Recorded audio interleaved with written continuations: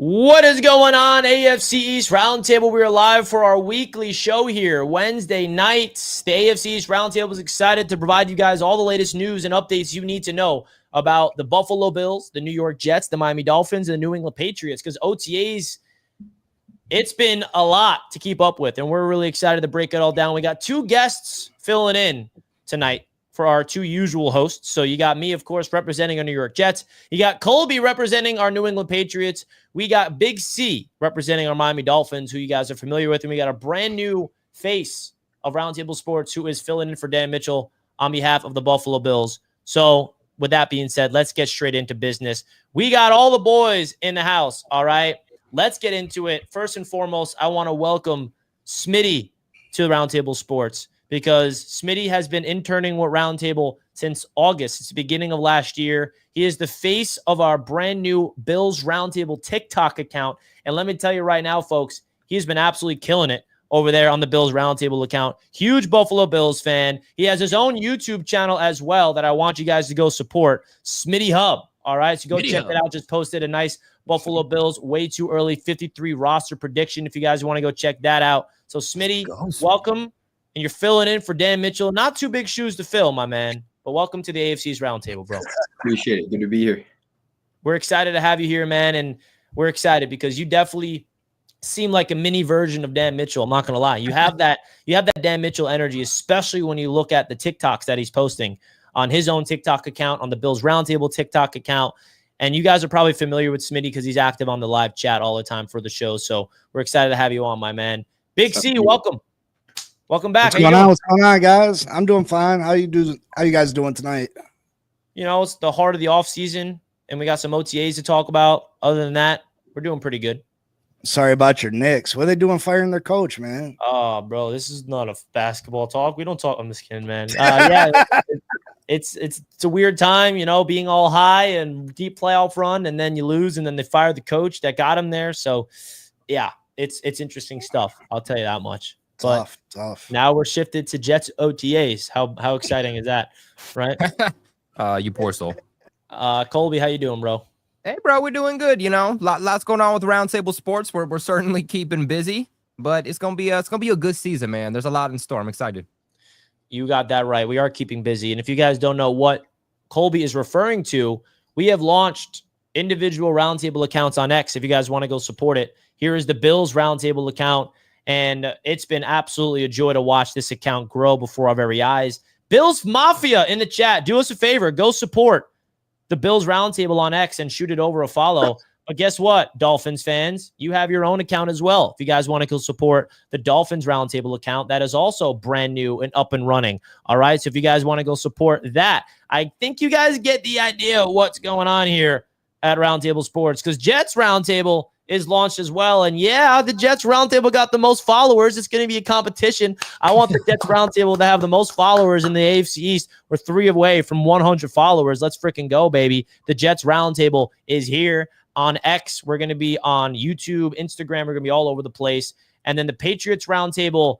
Come on, Colby, you're slacking, bro. We're building it up, man. We got to make sure we build the right crew. You know, if we're gonna take it over, just like we're taking over the division, you got to have the right crew. You know what I'm saying? You don't need the crew in order to make an X account, my guy. All right, no crew needed. We're just talking about an X account posting Patriots content. That's all. I don't want it to be like Gerard Mayo. I want it to be like the Bill Belichick of pages, man. Come on.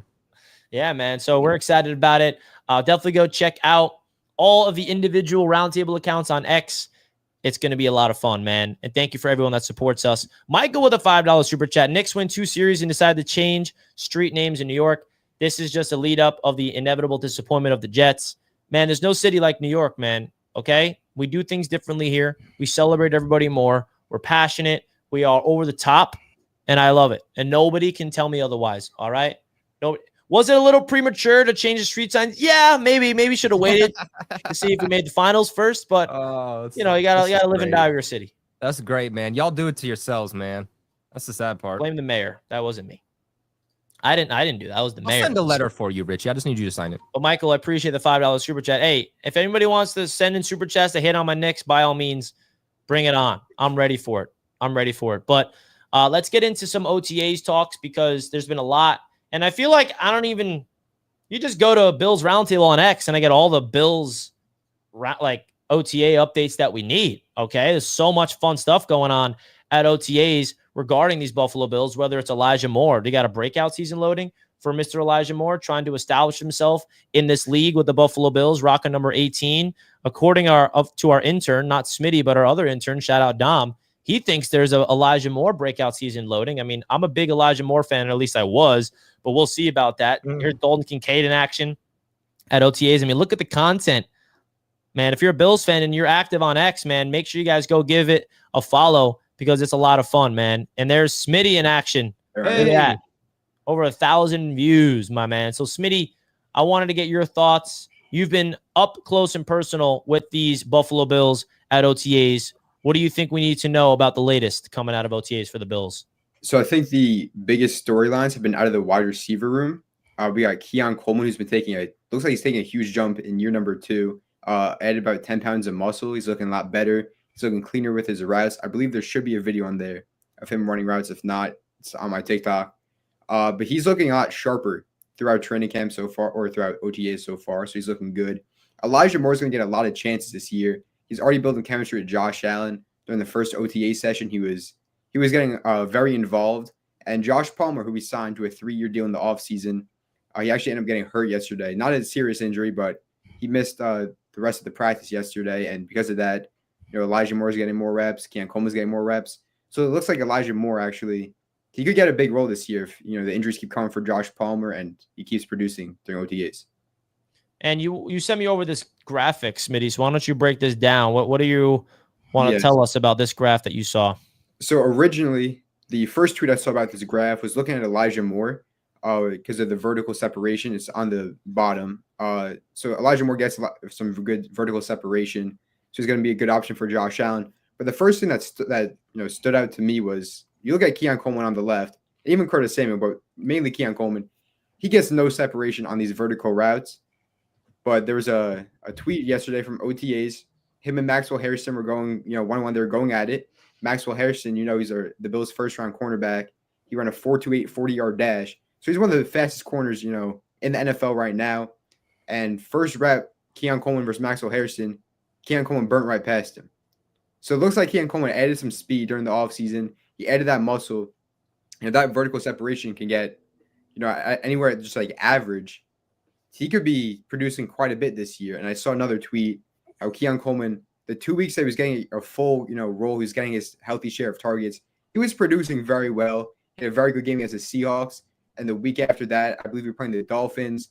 There's a 50-50 ball. He went up for it, hurt his wrist, missed the next 4 weeks, never really was able to produce the same amount after his injury. But if he can come into the season healthy, he's adding speed, he's adding muscle. I think we can see a breakout season for Keon Coleman. And I think that's kind of what I took away from that graph. Keon Coleman really had, I would say, an underwhelming rookie season after, getting a lot of hype. I think them trading for Amari Cooper didn't really help his situation. Also his injury, but he definitely is adding on some muscle. Colby, what's your thoughts of Keon Coleman for the Bills and the overall Bills wide receiver room? Do you see them have a breakout star? Because they are going the approach of you don't need a traditional number 1 receiver. I'd like Khalil Shakir. I think he is their number 1, but I don't think he's a legit number 1. But I do think that last year proved that they don't need a guy like a Stephon Diggs in order to be successful with their offense. So what's your thoughts of their wide receiver room so far and your expectations for them heading into next year? Yeah, can we pull up that photo of Keon Coleman one more time? The one where he's looking like he's maybe put on some weight a little bit there. Yeah, I want us to zoom in on one thing, man. I want to zoom in on one thing, okay? So let's see. So zoom in on his arm, that right arm on the left photo. Is that as much as zoom? All right, well, guys, I'm gonna need everybody to just look at their screen really closely because I did this. I saw this photo pop up and I was like, you could have told me one was the before and one was the after, and I wouldn't know which one is which. And I zoomed in. I was like, okay, am I not seeing something? So maybe he gained 10 pounds of muscle. I don't know where that 10 pounds went because damn, am I not seeing it? But look, I like Keon Coleman, the person. I never liked Keon Coleman, maybe the football player. I was never high on him, especially for my team that at the time needed help at wide receiver. I don't think Keon Coleman's ever going to be a number 1. I don't think he's going to be gangbusters. I don't think he's going to be what they thought he was going to be as a first-round pick. but I certainly think he's going to be a contributor. I think he is going to have a better year for sure, but I still don't think he's going to be that number one guy. As for Elijah Moore, that's actually a guy that I do agree with Smitty. I think he's going to be underrated. I think Bills fans are really, really going to like him, especially with Josh Allen that we know can elevate his receivers' games. We saw it all of 2024. I think he's going to do the same thing with Elijah Moore. And is Elijah Moore number one guy? No. Is he number two guy? No, but he's a number three. And it wouldn't surprise me if Elijah Moore comes out, as long as he's healthy, and puts up about 500-600 yards for the Bills, maybe, 3-4 touchdowns. I could very well see that, kind of being, who was it? Not Gabe Davis, Isaiah McKenzie. Could he be like a little bit like Isaiah McKenzie, have that type of playing style to him a little bit? I certainly could see that.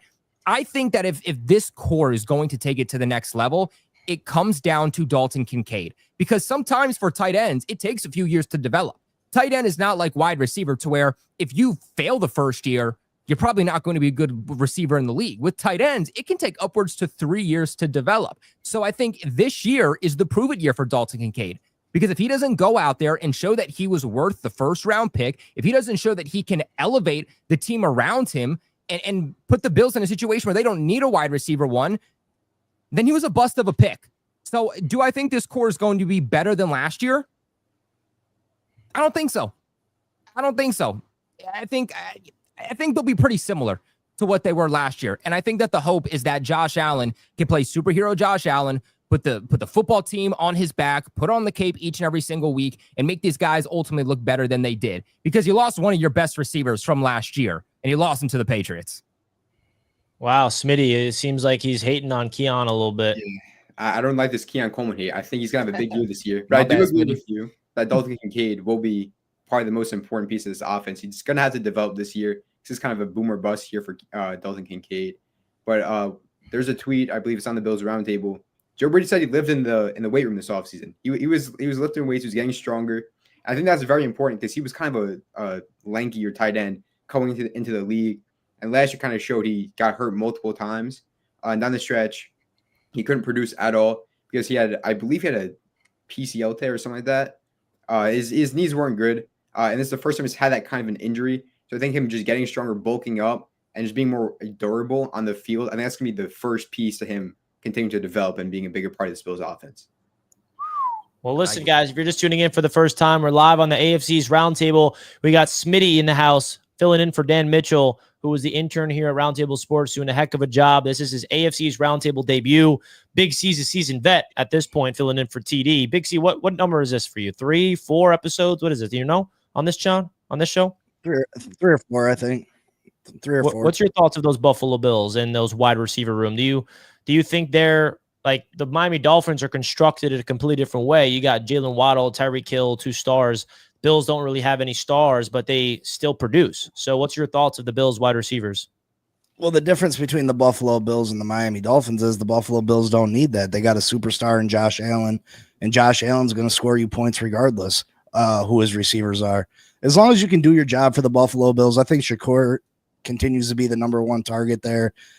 The Buffalo Bills are going to put up points, and if that defense can even back him up a little bit, the Buffalo Bills are going to be a dangerous team. And I don't think Josh Allen needs a true number one wide receiver. You see Patrick Mahomes, yeah, he's got Travis Kelce, but as far as receivers go, they're always playing with a bunch of knuckleheads over there. Lamar Jackson, he doesn't have a true number one wide receiver. Yeah, they have Mark Andrews, but he's just so great that he makes it happen on his own lots of times.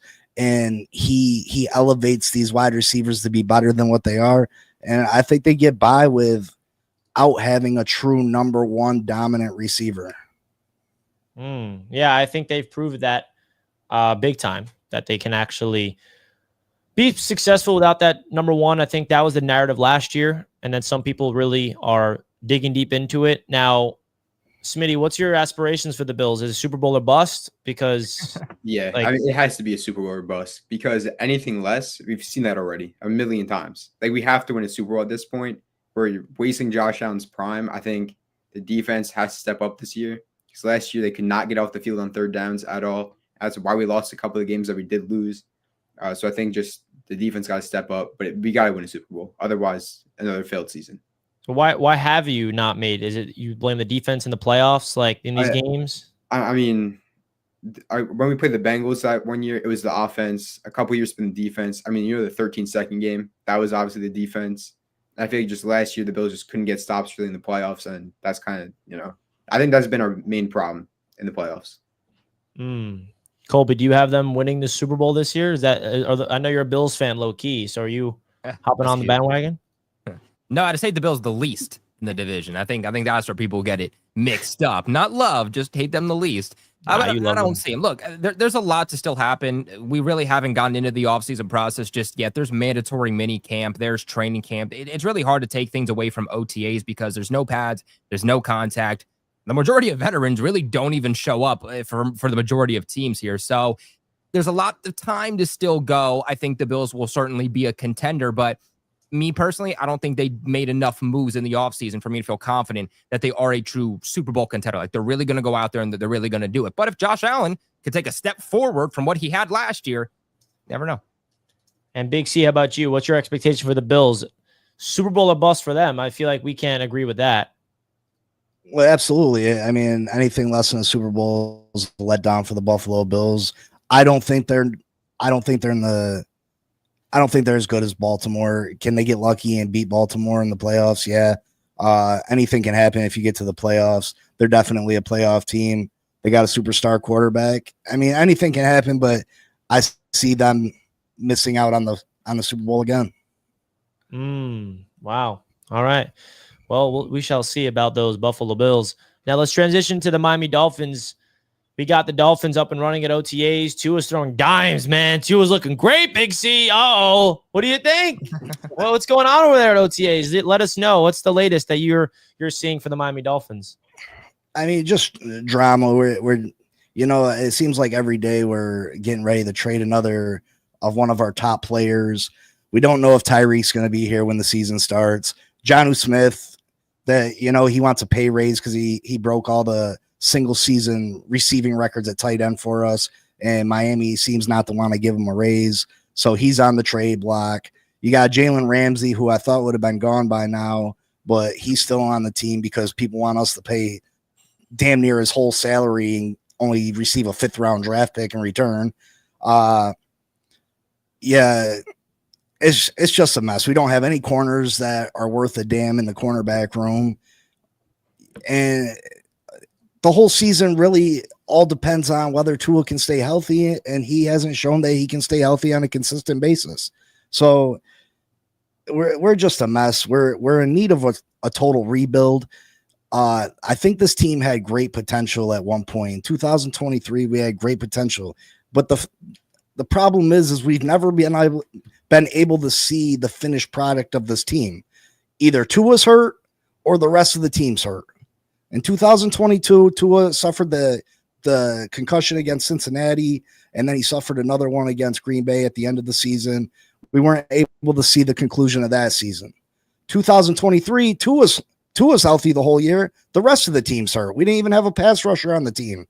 Every one of them was hurt. Tyreek was hurt. Waddle was hurt. Xavier Howard was hurt. Javon Holland was hurt. Everybody was hurt. So we didn't see the outcome of that season. And then again last year, Tua down again. We've just now been able to see the final product. And I just think if Tua can stay healthy and we can get a couple corners out of free agency, yeah, we could be a good football team this year. We could win 10, 11 games. But can Tua stay healthy? It all relies on that. And you can't keep going into every season hoping that your quarterback can stay healthy. When you know that there's a good chance that Zach Wilson's going to hit the field at some point for you this year, what are you supposed to do? It all comes down to that. We could have a superstar squad, but if Tua can't stay healthy, what are you supposed to do? So we need to figure it out. I don't know what Chris Greer's doing on a daily basis. Just when I think I got it figured out what this team's going to do, he hits me with something crazy, and it blows my mind. Like what? As far as I mean, just the Jonnu Smith, why not give him a contract extension? Zach Sealer, there's talk about him wanting new money because he's not at OTAs. they're talking about there's a possibility that they put him up for a trade. Like, but we're not rebuilding. You know what I mean? He keeps saying we're not rebuilding. But every time someone wants money or wants a contract extension that's deserving of it, he wants to ship him out the door. Or he won't spend any free agency money to go get us a decent corner. Or it just blows my mind. The fact that they didn't try to make things work with Jalen Ramsey when they had absolutely no depth at corner blows my mind. Now, I think Jalen Ramsey's a crybaby, and, you know, I would hate for us to go bag him to be on this team. But at this point, what choice do you have but to bag him to stay on this team? Other teams want us to pay his whole salary. We're going to go pay him $20 million a year to play for somebody else? That's crazy. That's crazy talk when we have no depth at corner whatsoever. None. Zero. And, you know, like I said, I think we can have a good year. Willie Gay's looking really good at linebacker. He looks like he's going at a different speed. Our young running backs are showing out. Ollie Gordon had some really good runs. But like I said, Tyreek's not there. He's still dealing with the wrist thing. Jalen Waddle's dominating at practice, but is it because we don't have anybody at corner, or is it because Jalen Waddle's taking a step forward? You know what I mean? I'm seeing Tua throw dimes. Now look at him going through those reads. Woo! Yeah, and Tua did play really well yesterday in the rain. You know what I mean? Tua's doing what Tua does at OTAs. He's an accurate quarterback who can put the ball where he wants it, and that's not a surprise to anybody. And to me, it's never been whether Tua's good enough to play. It's his availability. Tua's good enough to win football games. He's not a Josh Allen. He's not a Lamar Jackson. He's not a Pat Mahomes. But Tua's good enough to win a Super Bowl.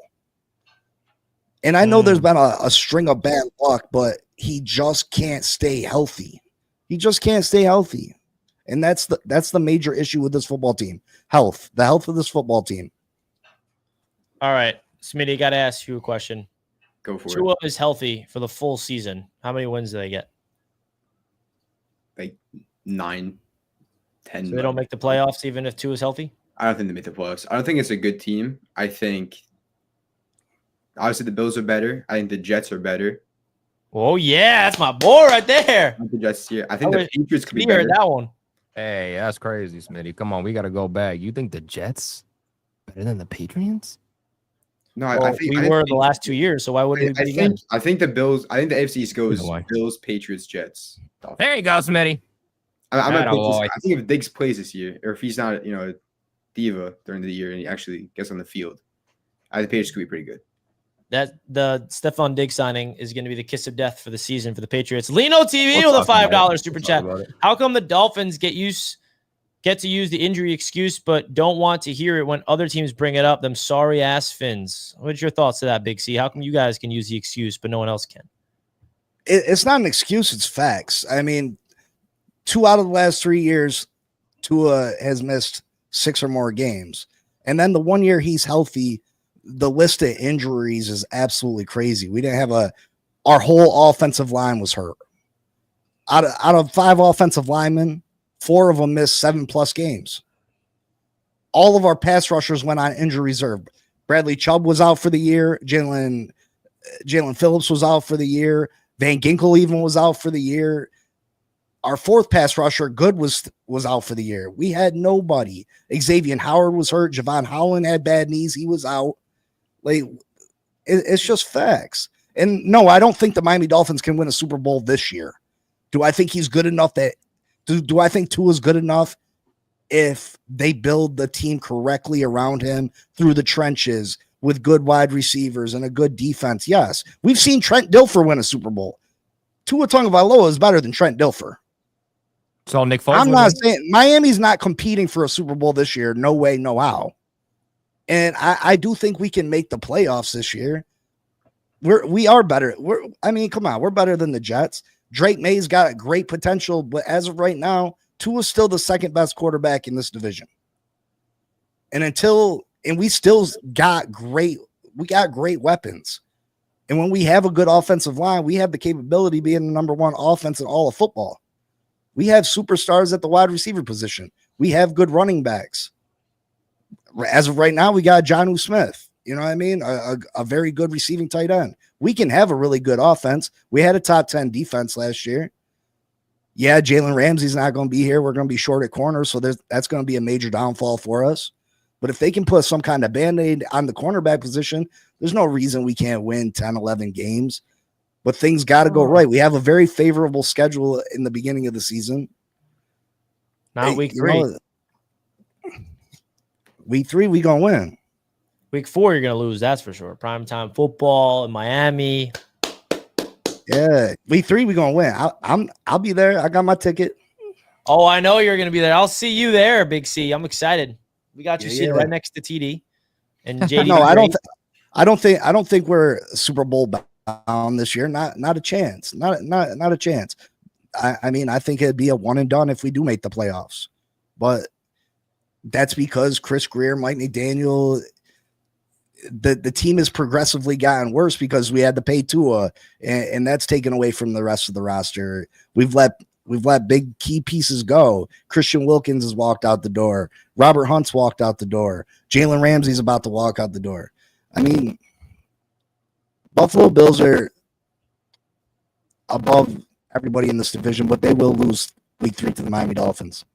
Ooh. Well, we'll all be there together, man. I'm really excited about that. I really am. So I think the Miami Dolphins are going to be intriguing to me. I think if they're healthy, I think their max is 9 to 10 wins with the potential of 11 if really things click and the offense becomes dynamic. Their defense definitely showed a little bit of promise last year, but we'll see, man. Now let's transition over to the New England Patriots. I would go to the Patriots Roundtable account, but hey, it's pending, man. It's pending. We don't have any content over there yet. What's your thoughts? Patriots Global's account, man. I heard that guy does pretty good work. Oh, Patriots Global's account posts stuff? Not that much, to be honest with you. You know what's funny though? I made a Patriots Roundtable account on X and it got suspended because it detected spam because of the amount of Roundtable accounts I'm making. No way. Yeah. So I have to appeal it and say, I'm not spam. I'm a real person. This is going to be a real account. Covering. Don't you worry. I wonder if I made it, if it would. If I help you out with that, if that would. Hey, look at this guy. Oh, my God. I don't even know who Patriots Global is, but this guy looks like he's doing pretty good work. Ooh. Patriots YouTuber, 20,000 subs. Got to put the ring in. Content creator for Bleacher Report. Host and creator for Roundtable Sports Network. Co-host on the AFC East Roundtable. YouTube channel down here.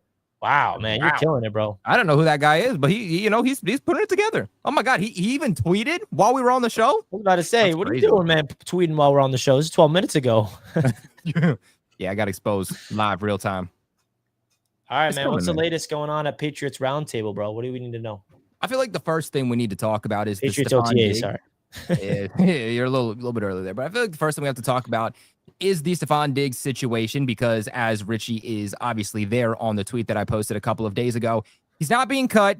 He's not being traded. I said last week this whole thing was blown out of proportion, and that's exactly what it is. In fact, after this whole situation happened, Stephon Diggs made sure that he was there to the next OTA practice that was open to the media, saying, you know what?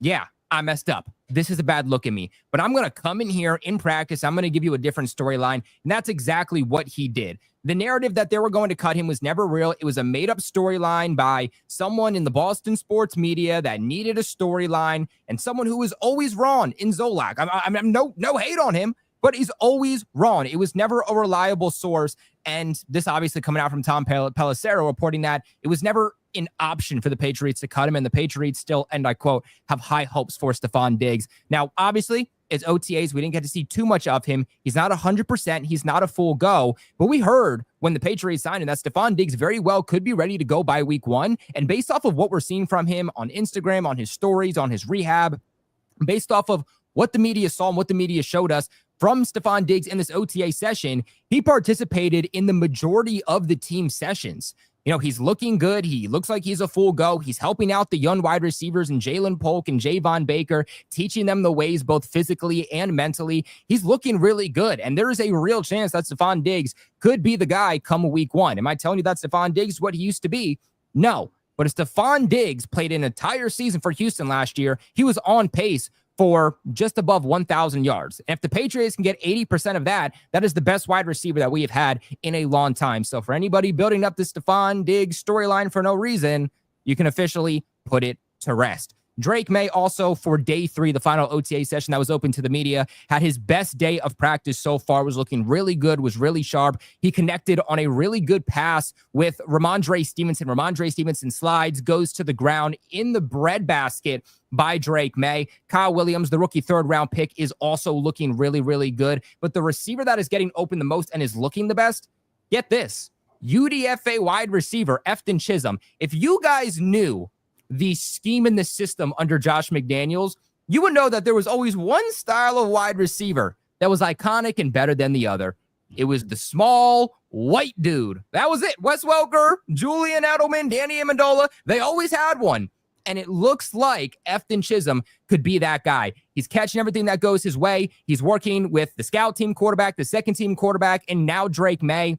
And he's getting open. He's beating Christian Gonzalez, which he's the only receiver so far that has beat Christian Gonzalez, someone who was second-team All-Pro just last season. Efton Chisholm was targeted 7 times on day 3 and caught all 7 passes. Defense is looking good. There's not really too much to say. Can't really talk about the O-line. Can't really talk about the D-line because it's non-padded. It's no contact. But that's what I'm going to be watching come minicamp, come training camp, when the pads go on. It's a long process. But it looks like that the offense is starting to be a little bit more comfortable stringing things together. Josh McDaniels is a really, really smart and brilliant mind, understanding, hey, my players offensively, they're looking a little bit overwhelmed. Let me take some stuff off their plate and understanding, okay, now I know when to challenge my players. Let's start adding things a little bit more. Last thing I'll say, 2nd-round pick, Travion Henderson. This guy's speed shows. Okay, this is a type of running back the Patriots have not had in a long time. Reported that they plan on using him as a gadget running back. He was one of the best pass blockers in college football at Ohio State this past season. Best pass blocking back in the entire draft class. That's not my opinion. That was just a fact based off of what the reporters themselves were saying. Patriots are going to use him as a receiver, as a running back, and as a blocker. Just excited, Rich. I'm excited. New era, baby. New era, baby. Let's go. I'm all for it. I'm excited too for you, man. Cat in the Hat Stumbo, $5. Hey guys, I hope all is well. I've been busy with my band and haven't been around for a minute. Okay. Hope you're doing well with your band. That's awesome. And we're always here, man. It's the off season, so we don't really expect everybody to be tuning in. But come on, man, when the season comes around, it's a different story. That's going to be a lot of fun. So Cat in the Hat Stumbo, we appreciate you and hope your band is doing well. And appreciate the kind super chat, $5 super chat. Really do appreciate it. I want to see Kat perform now. I don't know about you, Richie, but I'm down, bro. I want to see how she gets down. I'm down. Send over some clips. We'll react to it. All right, let's finish it off. Last but not least, the greatest team in the division, the Jets. Woo! The Jets, baby. Oh, and we just hit 100 followers on Jets Roundtable. Look at that. First one to get to 100. Sorry, Bills Roundtable. You're the most active, but 1 sec. I'm going to go on. Give us a day or two. We'll be there. All right, we'll see about that. But Jets Roundtable looking clean. Now, I wanted to go over Justin Fields real quick about when we start off with this, because that's the storyline with the New York Jets. I'm here to tell you guys this, man. There's nothing but positive stuff coming out of OTAs with the Jets with Justin Fields. And I'm not just saying this to say it. Like, every reporter that goes to practice that watches the Jets operate, they're come away impressed with Fields. The accuracy is on full display, and apparently there's a narrative out there that Justin Fields can't throw. That's just not true. The problem with him is consistency, of course, and really getting an opportunity and having a proper system and a proper supporting cast around him, which he did not have in Chicago. Last year with Pittsburgh, he had a good supporting cast, had a good coaching staff, and played well. I think that's another thing that people forget. Like, Fields was 9 total touchdowns, 1 interception with the Steelers, winning 4 of the 6 games. Should have won 5, but the defense blew it in the fourth quarter against the Cowboys. But that's another discussion. And Fields is impressing. He's commanding the huddle. He's taking this opportunity as a chance to be, the savior of this franchise. And I don't think that's, something that this fan base is expecting. I'm not expecting it. I'm not looking at Fields and thinking, you're the savior, save us. No, I'm not going there whatsoever. Aaron Rodgers was the guy that was supposed to do that, and he failed. So I'm not attaching myself to Justin Fields of being anything special with this team just yet until I see it with my own eyes. But it's hard to ignore the facts, hard to ignore exactly what's going on the football field. He is connecting with Garrett Wilson. Garrett Wilson's out there mossing people, as you see on your screen here. I mean, he has been absolutely spectacular at practice. And the cool thing about Garrett Wilson is they're in the middle of contract talks, and he's still showing up. I mean, usually when you're dealing with a contract extension, you don't show up for practice at OTAs. That's voluntary, but that's not who Garrett Wilson is. He is somebody that wants to be there, wants to develop chemistry or regain the chemistry with Fields, because reminder, they were college teammates together, which is awesome. And I'm just really excited to watch Garrett Wilson go to work with the Jets this year. I think that there's a lot of interesting things to be talked about regarding the New York Jets offensively because of the brand new coaching staff that Aaron Glenn has implemented here with the New York Jets. And you look at Aaron Glenn, man, it is a different world with these Jets. Like, that's my biggest takeaways from OTAs is Aaron Glenn's Jets is just it's a breath of fresh air. It's something that I'm not used to. And what I mean by that is Aaron Glenn just has this I'm not messing around mindset. Every single interview you watch, if a media member tries to ask him a question to push his buttons, he just tests him right away. Like, that's not true. Like, I've never seen somebody at the podium just not mess around. And that's who he is as the head coach. He's the realest coach that Justin Fields has played for. Justin Fields was asked about Aaron Glenn, and Justin Fields said, he's like, Aaron Glenn calls us out on the field. For instance, there was one practice where Aaron Glenn afterwards called out the entire team. Like, that was not the energy that we're looking for. We need to be precise, calling the people out that were lacking, highlighting people that were executing properly. There's a standard and an identity that Aaron Glenn is installing, and he is doing everything to hold these players accountable, where if you're not meeting that standard, you're not getting the ball, you're not going to play. Like, he's not messing around, and it's a night and day difference. Robert Saleh did not give off that energy, bro. Robert Saleh was the nice guy. He was the player's coach. He would just yes everything. He would be the cheerleader, it felt like. And Aaron Glenn is bringing this different energy, and does that guarantee the Jets are going to be a winning organization under him? No, it's not. I'm just providing you what I'm realizing, what I'm noticing the differences with this Jets team operating under Aaron Glenn. It's definitely a different mindset with him at the helm, and I really do think that you talk about Justin Fields again. He has, low-key, in my opinion, everything he needs to succeed. Like, I believe this roster on offense is talented enough to succeed. The only thing is it's a first-year offensive coordinator, Tanner Engstrand. It's the first year with this system, so there's going to be learning curves. But the way the offensive line looks, I know everyone's like, oh, the Jets have no receivers next to Garrett Wilson. Well, the Buffalo Bills are a perfect example that you don't need to have elite receivers to succeed, and the Jets have an elite receiver in Garrett Wilson, and we have guys around him that I think are going to take the most out of their opportunities, like our rookie wide receiver, Arian Smith, for example, has been absolutely taking his advantage. The speedster, Tyler Johnson, in the back end of the screen, number 16, free agent acquisition, 25 years old. He's going to be given a good opportunity. Xavier Gipson is going to be given opportunity. Malachi Corley. We got the two veterans, Lazard and Josh Reynolds. So we have bodies that are competing, and I think it's exciting to see what this offense is going to be about. I mean, not to mention, my favorite player, just to look at photos of on this Jets offense, has to be, I got to bring him out. Where is he at? Because don't even get me started about Azarie Thomas. Aren't you? Azarie Thomas is my guy. All right. But this player right here, I posted it on Jets Media's X account. He's about to go crazy in year number 2, bro. Here he is. No. This guy is massive. He's literally 21, 22 years old. I'm just excited because when you think of the Jets running back room, you defer to Breece Hall right away, right? And Breece Hall is definitely going to be the number 1 running back, but Braylon Allen is going to get the rock a lot, and he is kind of our secret weapon to kind of make the shift of balance of the run game. Breece Hall brings that speed element. Justin Fields brings the speed element in terms of running the football. And then you got Braylon Allen, who's power, balance, absorbing contact, being that physical runner.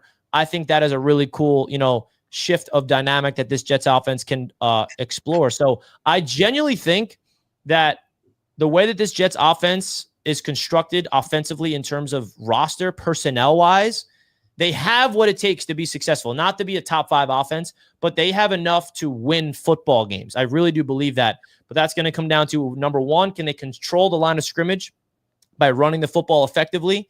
And is Justin Fields going to be able to click? Is he going to be able to open up his full potential and have a career year? And I really do think that he is positioned to have a career season with the Jets. Now, that does not mean it's good enough to be a top guy in the league. You know, you look at Justin Fields' career year with the Bears, not that great. So the bar for him to have a career year is pretty low. So that's why when I say a career year, that does not mean I'm expecting him to break out and put up 35 touchdowns or anything like that. So that's the latest coming out of Jets OTAs. So I'm excited. There's a similar what Colby said at the end of his, analysis of the Patriots. There's a new regime. Everything's new. Everything's fresh. So it's exciting from that perspective. And just because I'm excited about this new regime does not mean I'm thinking that we're going to take over the league by any stretch of the imagination. No, I think that this is the year where there's a brand new infrastructure, a brand new mindset being installed here. And it's going to get ugly with this Jets team before it gets pretty. And I am aware of that. I'm not expecting us to go out there and be 8-0. I think it's going to get a little ugly. I think there's going to be adversity. I think there's going to be struggles. Aaron Glenn's going to have a tough loss. He's going to have to get through some tough times before, hopefully, they figure themselves out. So that's my expectations with the Jets and what I've been getting from them in OTAs so far. Now, I wanted to get your thoughts on the Jets, Big C, because, it's OTAs and we talked about all the other teams.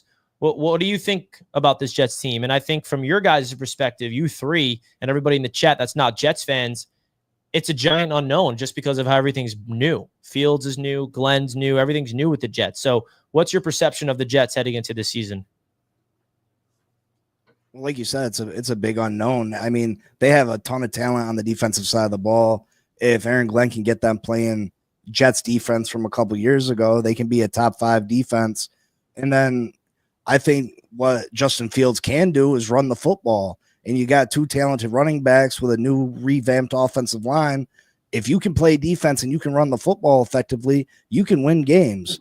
And so there's a lot of question marks. I like Aaron Glenn as the head coach. I think he's got a lot of potential to be one of the top head coaches in the league. I like this new revamped offensive line. I'm not a huge fan of Justin Fields, but he can run the football. Their 2 running backs can run the football, and you got Wilson out there on the edge. Mason Taylor, your rookie tight end. And he's got that connection with Wilson from college. So it's very interesting to me. I mean, I think this Jets team can win 4 games, or they could be pushing for a wild card spot themselves. Wow. That's some interesting floor and ceiling. Hopefully we're going for a wild card. That's for sure. Smitty, what's your thoughts of these Jets? You had them the 3rd best team in the division going into the season. So what's your thoughts of them? Yeah, I mean, we just don't know much about this Jets team. I mean, you have Aaron Glenn, the first year in a new system. You don't know how he's going to do. As much as you want to love him right now, you don't know how he's going to be until the season starts and we see the season unfold. Justin Fields, I mean, this is a failed quarterback who you're kind of banking on having a breakout year. And what is it, year number 4, year number 5? I mean, he failed in Chicago. He went to Pittsburgh. You want to say he succeeded, but the reality is he did get benched for Russell Wilson at some point mid-season. So you're just kind of banking on him having a big year. And that's going to be your success. I mean, the problem isn't with him running the football. It's him throwing the football. That's a pretty big part of the game. I mean, he holds on to the ball too long, which is a big complaint with him. And if he can't unlearn that habit, then I don't know how he's going to perform this year. He's just going to be the same QB he's been for the past few years. Yeah, holding on to the ball is definitely something that comes with reading the defenses and going through progressions properly. And I think that's going to be, if everything can simplify in his brain and things can start operating at an efficient level, that's what makes you a great quarterback in this league, is the mental processing. So big question to see if Fields can actually do that. Colby, your thoughts of the Jets OTAs and the new fresh new identity establishing here? Yeah, I think it'll be really interesting to see ultimately what are the philosophies of Aaron Glenn, and how does that transition from what he's telling us this early into the process onto, how does he fight through adversity on the football field? Because I remember when, Gerard Mayo came in, and I'm not nearly trying to compare the two, but I remember when Gerard Mayo came in, he told us all these philosophies and all these things he was saying. We're like, oh, I love this. And then you had to fight through adversity come game day, and you had to have these quick turnarounds each and every single week, and he wasn't able to keep up. So I'm really interested to see how Aaron Glenn will be able to fight through that adversity this upcoming season. When it comes to Justin Fields, I think that this is going to be a heavy run-based offense. I've been on record saying that, and I believe it more and more. I think they're going to finish top 5 in rushing, in total offense, with the potential to be top 3. That concern for me definitely comes with the overall passing game because, like you said, Justin Fields, he can pass the ball. And I think a lot of people try to make those comparisons to Lamar, and I actually don't think that's fair because Lamar mechanically was off. Like, it took him years to learn how to actually be an adequate thrower of the football. Justin Fields shows that he can do that. He just does it very inconsistently. And obviously, he does have Garrett Wilson. He has somebody to throw the ball to. He has Mason Taylor, who I do like Mason Taylor. I know he's been killing it there at OTAs early on. One guy, though, that I know that Jets fans have been going crazy about is that rookie Arian Smith, right? I'm going to be honest. Look, I'm not telling you who's going to be bad. But what I'm telling Jets fans is pump the brakes. Why? Because this early on, that type of receiver is supposed to succeed. There is no pads. There is no contact. Tyquan Thornton, Philip Dorsett, just a couple of names for the Patriots that were fast guys, killed it in OTAs, and we were like, oh my God, this is the next Tyreek Hill.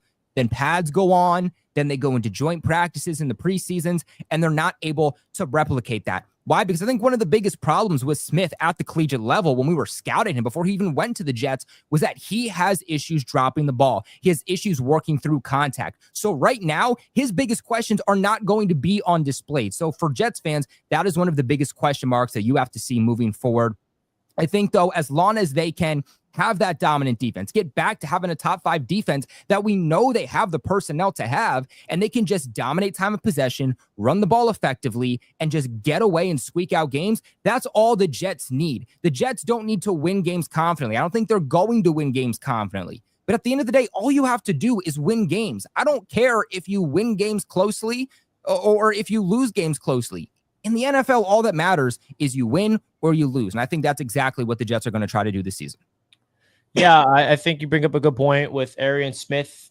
It's way too early to crown him as anything. But hey, speed translates, and it's a matter of if it can all click. And there's a lot of open competition at that wide receiver room next to Garrett Wilson that everyone's excited about. But Mason Taylor, though, is really the story of the rookie class for the Jets coming out of OTAs, in my opinion. I mean, and it's funny, Aaron Glenn was talked about Mason Taylor, and the first thing is like, you guys can all love all over the touchdowns and all the stuff. That's cool. We know we can do that, but it's the blocking. It's the blocking that is standing out to Aaron Glenn, and that's your typical coach right there. I don't care about no catching the football. I want to see blocking, and he is definitely embodying what it means to be a blocker. And there's a mantra that Aaron Glenn has implemented with his team. It's like no block, no rock. And that goes to the wide receivers and the tight ends, really. If you're not blocking, if you're not, really focusing in on your assignments as a blocker, you're not getting the ball. And I think that really shows you the type of mindset he's instilling in here. And I also think that the Jets players are buying into what Glenn is selling because of the 100% attendance at OTAs. And I really do think that there's been a shift, because it'd be one thing if we get a new coach and there's 70% people showing up, but it's like, I don't really trust this guy. Nah, I think that this team is bought into the system. And the last thing I'll say about Aaron Glenn and this new regime that I've learned is there's a giant shift. And this is the shift. The last few years, the Jets would go after stars and bring in Devontae Adams, bring in Hassan Reddick, bring in Aaron Rodgers. This year, the Jets are trying to go after mid-tier guys to create their own stars. That's what they're doing. They're not going after the external stars. They're trying to develop their own, and by giving them opportunities. And I think a big thing that people need to realize, the NFL is all about opportunity. You have any idea how many times football players are so talented, but they're just backups because where they were drafted and whatever team they're on, the player above them on the depth chart is getting paid more and they're older and they have a better name, so they never get their opportunity? Well, It's all about getting that opportunity in order to see who you're about. The Jets are giving Justin Fields a key to be a starting quarterback in this league, giving him a real opportunity. The Jets are going to give so many of these young guys their opportunities, which is why when some people are like, oh, the Jets should go after Amari Cooper or go bring in Keenan Allen, I'm like, no, that doesn't really fit the timeline. Last year with Aaron Rodgers, yeah, that makes sense. We're trying to go all in and win with Rodgers in the small window. That's not the status of this Jets football team. We're not all in to win right now. We're trying to build this thing from the ground up. And that's really the whole mindset of this football team. $20 super chat, Cat in the Hat. Again, I forgot that there are all 4 of you. Well, thank you, Cat in the Hat. We appreciate that. $20, 25 total doll hairs coming on in from Cat in the Hat Stumbo. Hope you're killing it with your band because that's pretty exciting stuff that you're over there on your band. Rocking it out. I'm assuming that's what you look like on the stage, Cat in the Hat Stumbo, because that's pretty epic. We appreciate the super chat as always. Really, really do. So, we broke down all of the 4 teams in the OTAs, and I think that there's going to be a big dead period in the NFL soon. We got mandatory minicamp, and then it's just nothing to talk about. So what are we going to do? We'll see you guys in a month. No, I'm just kidding. We're gonna start comparing positions, man. Who's got the best quarterback in the division rankings? That's what we did like 2 years ago. We had nothing to talk about. Heated debates. That's debates, man. Oh God. Anthony Padilla comes on in with a $5 super chat. Thank you so much, my friend. I appreciate that, Anthony. Cannot thank you enough for the kind super chat. No comment, but just a $5 super chat. Send it in. The love. I appreciate that. Jets are going young. Yeah, the Jets.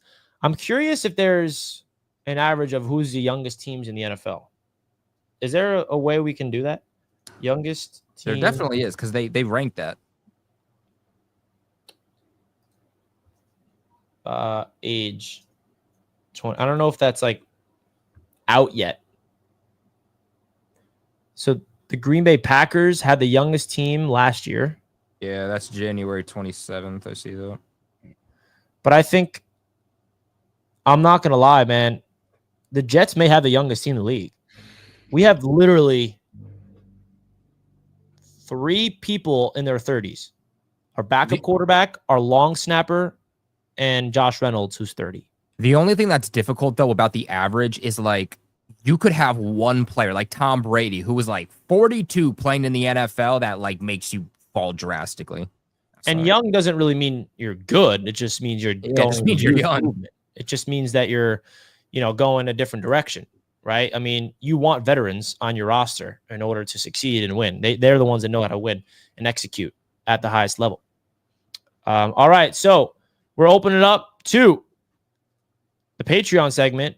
Izzy says, Glenn feels like McDermott philosophically. Hey, if Glenn can install a philosophy like McDermott, do you agree with that, Smitty? Do you see any similarities between McDermott and Glenn's philosophy yet? I mean, there's defensive guys. I don't think the whole philosophy is the same, but I think they're both defensive guys. They want to have their defense stand out. I guess that's really the only similarity I really see, but their personalities aren't nearly the same. Yeah, I mean, I guess I don't know what he's talking about. I guess the non-nonsense and not messing around and holding his players and himself accountable could be the similar traits, and the defense, of course. But man, if Glenn can be our version of McDermott, sign me up. But actually, I don't know, because I want to win a Super Bowl, and he's never going to win a Super Bowl, McDermott. Haha. All right, let's get into Glenn is on the Patreon. Glenn, you're live. Hello, how are y'all tonight? What's up, Glenn? We're better now that you're on with us. You guys went crazy tonight. You got Big C about to jump off the bridge, thinking the world's over. You got Smitty talking crazy, lost his mind. You got Richie talking about the same stuff he talked about last year with when Jets brought in Aaron Rodgers, and then you got Kobe saying he's just delusional now. He's getting delusional. Like you can't tell me I'm delusional, but not tell me what I said. Come on, Glenn. What I say, Glenn? You gotta give me examples, man. What you said tonight, things you said tonight. Oh my God, this team is done. You know that Drake May, as great a season as you think he had, you do know he was 15 touchdowns and 10 interceptions, right? You do understand Last the year- cast he had around him, correct? Also, you want to know something funny? If you compare Josh Allen's first 12 games to Drake May's first 12, 13 games, in almost every single category, Drake May was better. And that's despite the cast that was around him. You could say the now same no thing one wants to about talk. Yeah, Tua in that's his crazy. first year. I'm gonna My talk quarterback stays healthy. Well, what'd you say, Smitty? Let's go. Let's hear it. I want to add in. So Josh Allen through his first 12 games, he was considered a bust by many outside of Bills fans. So if Drake May is, just a little bit better than Josh Allen was, I mean, you're not really comparing him to a great player. Exactly. And But I again, understand. Josh Allen turned It's- around. Exactly. He had It's OTAs. It's OTAs, and like I said, it ain't like I don't think the Jets quarterback can't throw the ball. He just can't hit the broadside of the barn when the pressure's on. That's what we Well, have he to can see. juke him out, talking though. about Tua? We can juke him out. Hey, Talking about Tua? and Smitty, you're right. You are right. Josh Allen does not need number one wide receivers, but you can't go without number one wide receivers and not have a running game. we got James Cook. You can't do both. Do you have James Cook? Last year he Do was you? helped with his running game. Ooh. Traded. And now you got Big C. You got Big C over here. Oh, my God. Don't you guys know about Big C? Don't you know about this? Is all about trying to get the players more money. Miami is calling, saying, the Jonas says, I want more money. Dolphins say, well, we'll look to shop you. Oh, well, Jonas says, well, I don't want to be traded. I want to stay here in my – all it is, well, if you want to be traded, then take this amount of money. I mean, that's the least of our least of our worries anyway. It all comes down to Tua staying healthy. Well, and then you're talking about the secondary.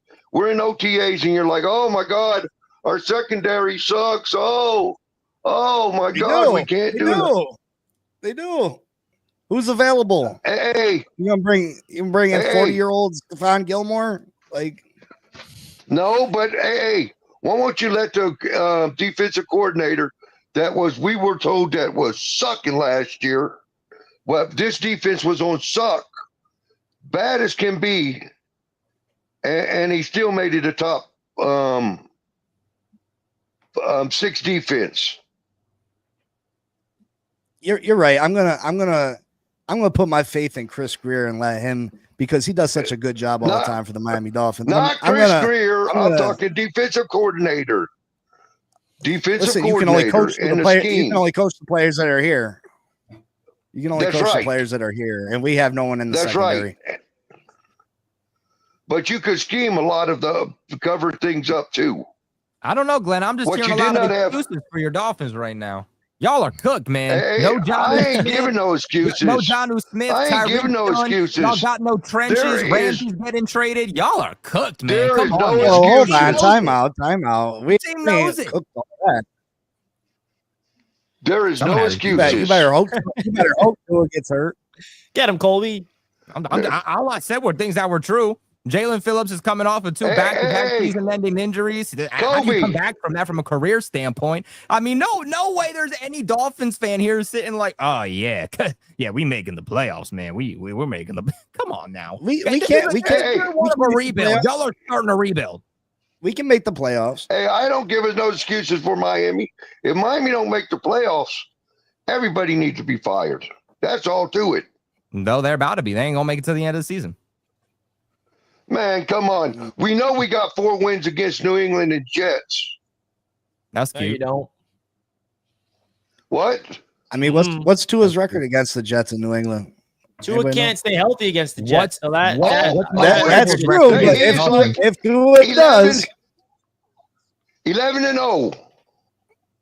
What's Mike 13-0, Vrabel I think against the it is. Dolphins? 11-0 Last against time I them, too. The last time I checked, this isn't the same team. McDaniels and Tua are going up Yeah, against. it's gonna be a brand new team. Tua's never gonna beat the Jets for the rest of his career. Hey, Mike Vrabel don't have Derrick Tua Henry. has never this lost time. to the Jets is or to New 10-7. England. Mike Vrabel's 10-7 against Miami. Listen, Mike Vrabel Miami don't have Tua Derrick has never Henry. lost to New England and You the don't need Derrick Jets. Henry. What you All right, mean? all right. All You right. think he won because of one running back? Hey, One of the greatest running backs Hey, of all time. Smitty. Yeah, I think that was their offense. Running backs don't Yep, I think change the that was game their that drastically. that was their offense. When Mike Vrabel was You're right. coach, That over was there, their that was their exactly. offense. That was their offense. They had Ryan right. Tannehill at All right. quarterback. All right. Everybody knew what All they right. were going to run. Crowd the box, send the blitz. That's all you had to do. But yet Mike Vrabel's still 10-7 against the Dolphins. So clearly you couldn't stop him. But that's not To New a 13 England. no against Jets and Patriots. Yeah. Congrats. This isn't the same Jets nor the Hey, same Patriots. So Smitty, what are you building up on? Like you're going up against teams that aren't the Okay. same. Smitty, I wanted Mike to know Vrabel- if you worried Mike about Vrabel's this teams- jinx. Look at You're right, he's got a better same team now. teams he got now. Yeah, now he's Do got a better they? team. Do they? Yeah, compare the Titans I to what mean, the Patriots who- have now. what proven Sorry, players do you Glenn. have? Colby and Bixie are busy. Go ahead, Glenn. Hey, Smitty, are you worried about this jinx? What jinx? Hard Knocks. Hard Knocks? Hard Knocks. Nah. They don't have playoff teams on it ever. I mean, just because they've just had bad No, teams. that's you know the last playoff team they did have on it. You know what happened? What happened? That went to the playoffs What happened? was the Jets, and they went to the playoffs, and then they went to the AFC Championship, and then what happened? They went back to the Yeah, playoffs. it's funny, it was past your time, but the Jets were in back-to-back AFC championships at one point. That's in right. I was like 3 years old when that happened. hey, and they ain't been back to the playoffs since. Yeah, not until this year, Glenn. Come on now. You got Glenn. How Hey, can you be an Aaron Glenn hater? You have the same name. Your first name is his last And name. you know, I like Aaron Glenn and saying I'm with you, Richie, on this.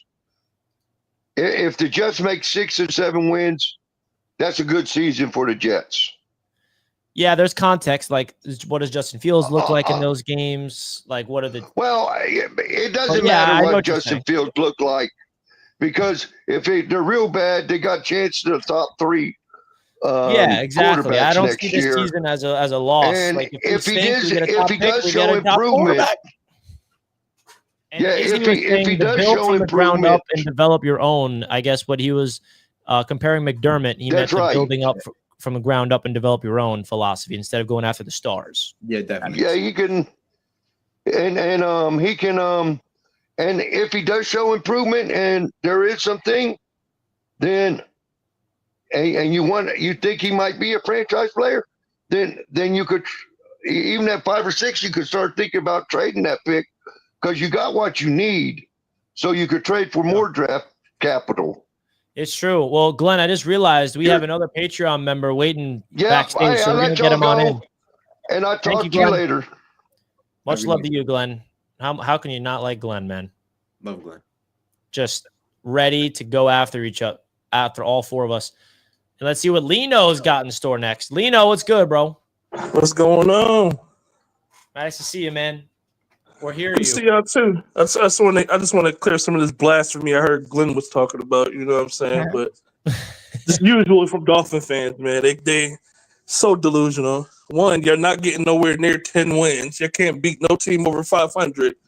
So how are y'all gonna be sneaking into the playoffs? I don't understand it. But come on, Big C. Come on, Big C. Let's be real. Y'all want to be real. What's your team? What's your team? Buffalo. The Bills, the team that owns y'all. So Okay, you own us, and then Kansas City owns you. I don't Like, That is the everybody most gets owned by loserous- somebody. Come on. that's the most loserous thing I've ever heard. Y'all worry about your team, not Kansas City. I don't understand that. I'll give you a clap. You got some division titles. Hang those up in You your were rafters just- in your new stadium. I don't know, with Big C. 0 Y'all Super can't even win a Bowls. playoff game or beat a team I'm over confused. 500. I'm confused. Weren't you just We've won a bragging Super about Bowl how Tua before. did against the Jets? Weren't you just bragging how Tua did against the Jets and the Patriots? Sure, I'm confused. Sure. Oh, I wasn't it's true. shooting Yo, shots Lino at your got you team on that though. Huh? I wasn't talking about your team. I wasn't talking Yeah, about your but team. everybody here, I'm confused. I don't know. I'm just confused. I gave your Yeah. team. I gave your team credit. Did I not? I didn't say we were No, winning I'm ta- division or anything. did I? Lino made a point though. You said you're gonna go to the playoffs. Your team not even gonna do that. How can't we go to the playoffs? Our quarterback missed 6 games last year. We missed playoffs by 1 game. If you were that Your good, you would have quarterback rallied around missed him. games Let's be real. every year. I mean, let's be honest. Your quarterback Okay, missed games listen, every year, right? And there's a good chance he misses games this year. There's a good chance. And if he misses games this year, we are not making the playoffs.